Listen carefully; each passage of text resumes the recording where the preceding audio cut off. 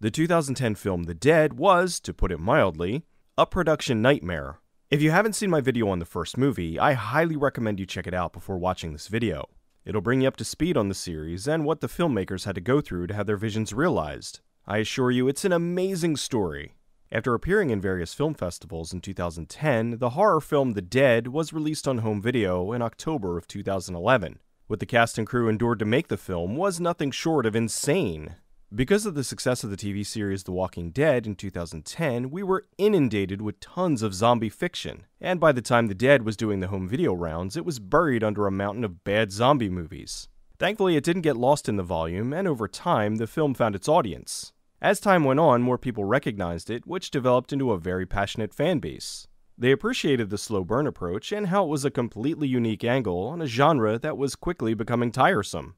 The writer-director duo of brothers Howard and Jonathan Ford were proud of their creation, but were also in a bad place. Making The Dead ended up being a low point in their lives. On the one hand, they finally made the zombie movie they dreamed about since they were teenagers. On the other hand, with all the unbelievable obstacles they faced, their dream had become a nightmare. In the months after the release, Jonathan was still suffering from literal nightmares about the shoot. He'd often wake up screaming, drenched in sweat, because he thought he was still in Africa. To add to their misery, they had to sit by and watch the profits of their hard-earned work go out the window. Because of some clever contracts with hidden wording, the majority of the profits the film sales generated went to the suits who distributed it at Starz Anchor Bay, not the people who actually made the film. The Ford brothers were depressed. After risking life and limb to make their film, they were seeing others who did nothing profit handsomely off of their hard work. Because of this, they were considering leaving the industry altogether. As time went on, they saw the fandom of the film grow. They started receiving messages asking them if they would ever make a sequel. After thinking long and hard about it, the duo decided they would give it another go and started working on The Dead 2. While they did want to give the fans of The Dead what they were asking for, really the main incentive to do The Dead 2 was inadvertently to get paid for The Dead 1. They knew there were meaty profits the first film made for the distributors, who now would most likely want a piece of this new pie when they found out about its existence. However, the brothers were smarter now and wouldn't fall for the tricks of the previous contracts. The directors knew they would most likely get shafted on the back-end distribution of the film, so they insisted on getting as much money as they could up front. This covered their expenses and turned a much more significant profit than they did with Part 1. While making The Dead, there were many things they had to leave on the table. Really unique ideas or sequences they wanted to film, but didn't have the time or the budget to be able to do them properly. There were things that were left undone they wanted to implement in the sequel. However, they knew they couldn't return to Africa because it would most likely be a repeat experience, or worse. They decided it would be a good idea to tell the story of the zombie apocalypse from the perspective of a new character in another part of the world. They set about looking into another place to go, somewhere that hadn't already been done to death in zombie fiction. They considered Thailand and South America, but one location shot to the top as the place to film: India. On top of the beauty of the location, the biggest thing that appealed to them was the mysticism. They wanted to find deeper meanings to what was going on and tap into Indian culture to help do so. The brothers felt a zombie outbreak in India would be the most interesting. It seemed like the best place to strike a balance between beauty and horror. Plus, how many horror films can you think of that have been shot in India? Sure, there's some from Bollywood, but as far as a horror film done by outsiders, it's virtually non-existent. Reinvigorated, the brothers began working on the script. They threw together every idea they could come up with and spent the next several weeks writing and rewriting the script. The more they wrote, the more excited they became about the prospect of filming again. The process energized them, and they felt for the first time in a long time that they had regained control over their destiny. With the script now written, they had to look into the logistics of getting the production made. They took the small profit they made from Part 1, along with money from a private investor, and whatever funds they could scrape together from friends and family in order to finance the film. They acquired a budget that was close to how much they had for Part 1, which was not nearly enough. However, with Part 1, almost a third of their budget went towards the rampant bribery and corruption they faced. They hoped this time the money could be put towards the production, and not to line someone else's pockets. Since the first film moved rather slow, they wrote the second to move at a faster pace. They didn't want to get sequelitis and just do a hasty retread of the original. They wanted to make something that still felt like The Dead, but with more action to set it apart. They wanted to raise the bar on everything, which would be no small feat considering they were working off a budget about the same as the original. They filmed Part 1 in 35mm, which was lovely, but also hugely inconvenient when you're a small-budgeted indie movie filming in the middle of the desert.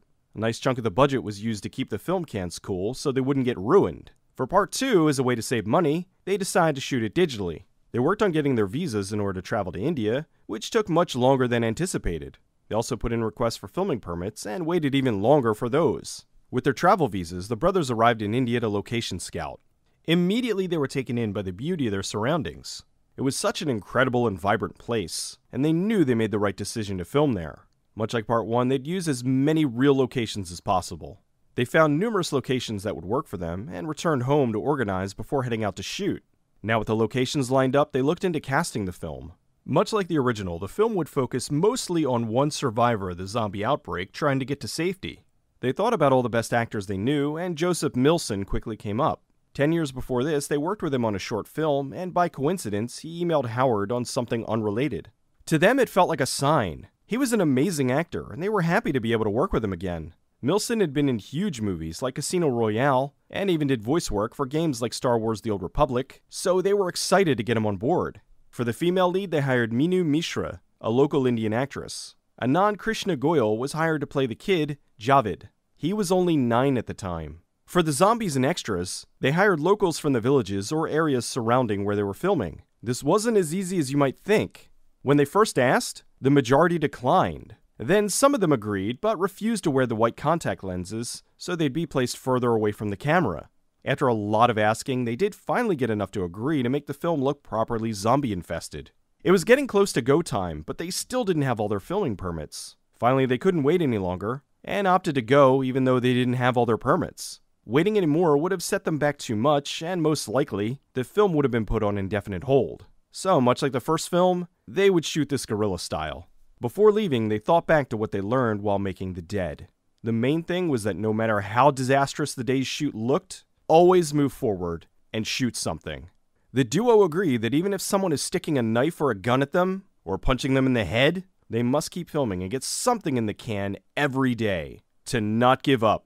They also made sure to have plenty of essentials: food, water, and a good supply of toilet paper. It sounds obvious, but you don't realize how much you miss any of those until you're in the middle of the desert.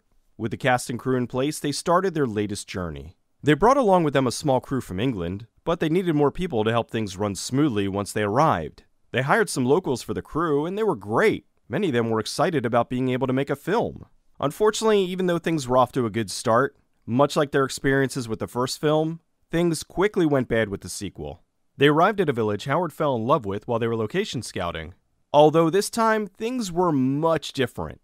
When they set up their equipment to film, they were surrounded by hundreds of children who knocked over them and their equipment. The kids threw trash, rocks, cow dung, and anything they could get their hands on at the crew. One even drop-kicked a dog at John off of a rooftop. As fast as they could, the crew gathered their belongings and hurried out of there. It was obvious they were not welcome. Not wanting to give up, Howard hired some additional security. But when he told them the name of the village, they scoffed. They said, "No way! The last time a policeman went there, he had his ear cut off." So sadly, they had to scout for a new location. While they were visiting one potential village, their driver said something to one of the locals. Moments later, they noticed all the men in the area disappeared, and they were surrounded by women. The women then started to stone them. They rushed out of the area, but their ride was in bad shape. Thankfully, they were able to find a village to shoot where the locals didn't try to murder them. There was a scene they wanted to shoot in the original movie, but due to time and budget, they couldn't. They decided to use it here in the sequel. The scene had the hero finding a woman and child trapped in a car with zombies approaching. He can't save them, so he does what he considers the kindest thing he can. He shoots each of them before the zombies can eat them. It's a horrible scene, but it really brings the gravity down, and sets a very serious tone for the film. While they were filming this scene, a large number of goons arrived and announced they were going to stone the entire crew to death. They then stated they were also going to take the woman in the car out to the desert and rape her. The directors tried to buy their way out of it, but they didn't have enough money on hand. It was getting tense, and the goons began picking up rocks. Thankfully, they managed to scrape together enough from everyone who was there, and paid off the outlaws. The weirdest thing was that before they left, the bandits asked what they were doing, and then requested to be in the movie. Fearing that they might not like hearing the word no, the director let them appear in the movie as zombies. It was a very tense, uncomfortable shoot. While working on a village scene, some of the local zombies went to speak with the directors. The main female actress, Mishra, was wearing a skirt, and the extras told them that because of this, they were going to take her out to the desert to rape her. The directors looked back at them shocked. The extras were confused by their reaction, and stated, "Don't worry, we won't take too long." It was a startling revelation to the English crew.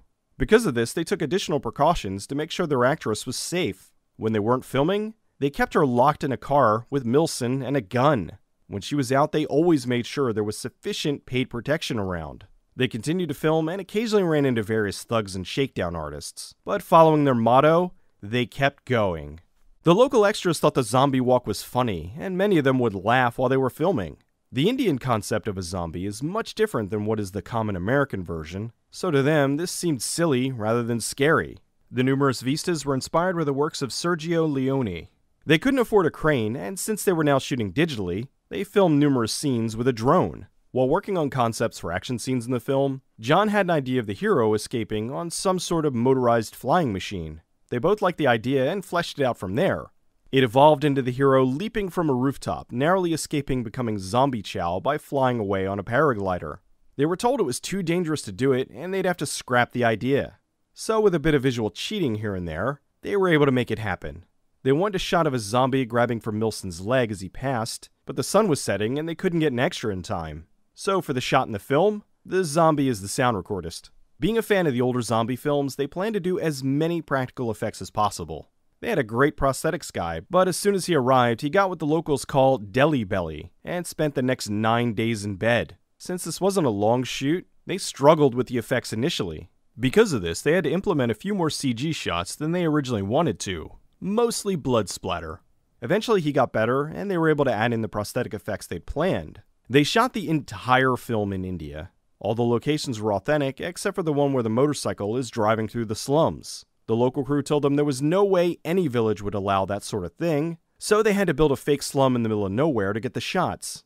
The shoot wrapped after 4 weeks and 2 days. It was a rough shoot, and despite the beauty of the location, they were happy to leave. Shooting part 2 was admittedly much easier than part 1. Sure, they had roving gangs of thugs that threatened to murder them, and cast members that were trying to rape the women, but compared to what they went through with the first film, it didn't seem nearly as bad.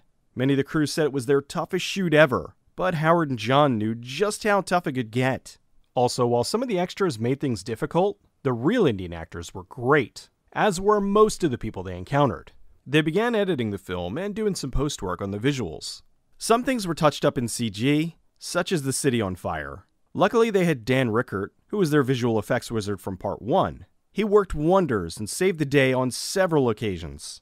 After they finished the film, it premiered at Film 4 Fright Fest in London. It played to a sold-out theater of 1,450 people and was a big hit with the audience. Then it played at Screamfest, Razor Reel in Bruges, and a few others. The film had a small theatrical release before going digital and DVD in 2013. When the film started being distributed to other territories and cable, the brothers were cut out of earning any royalties. The distributors sold the rights for the original film to Lionsgate US for the US, and Kaleidoscope UK obtained the rights for the UK. Unfortunately, both those deals went through with no money going to the filmmakers. So now, unfortunately, when you buy a copy of The Dead or The Dead 2, the creators of the film get precisely zero. Unbelievably, the Ford brothers have been in contact with the companies that have the rights, and not only did the companies refuse to pay them, they asked them to legally prove it was even their film.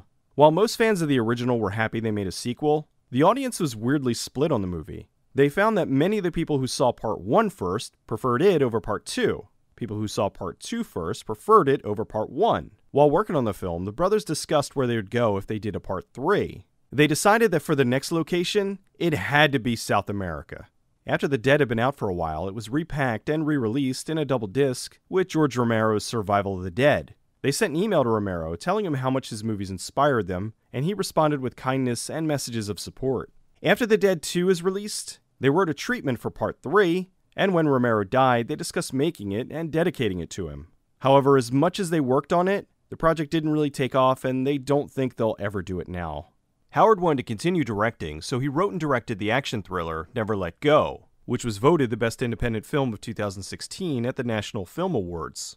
After acting in Never Let Go, John Ford went off on his own and directed the award-winning horror film Offensive. Unfortunately, the film has yet to be released. This is because of all the trouble they've had with The Dead, he's having a hard time finding a distributor he can trust.